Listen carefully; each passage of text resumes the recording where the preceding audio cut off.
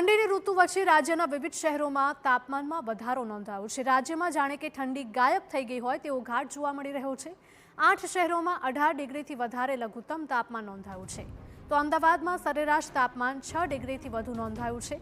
5 દિવસમાં તાપમાનમાં 5 ડિગ્રીનો વધારો થયો છે।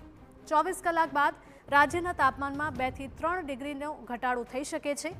5 ડિસેમ્બર બાદ અમદાવાદમાં વધી શકે છે ઠંડીનું પ્રમાણ। અમદાવાદમાં ગત રાત્રિએ 21 ડિગ્રી તાપમાન નોંધાયું હતું, જે સામાન્ય કરતાં 6 ડિગ્રી વધુ છે।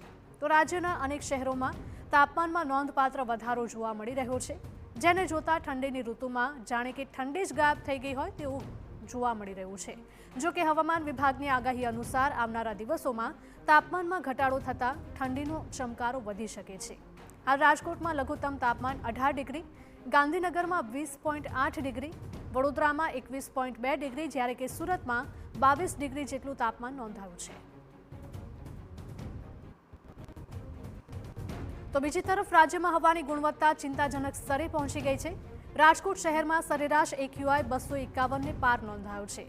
મેટ્રો સિટી અમદાવાદમાં સરેરાશ AQI 204 નોંધાયો છે।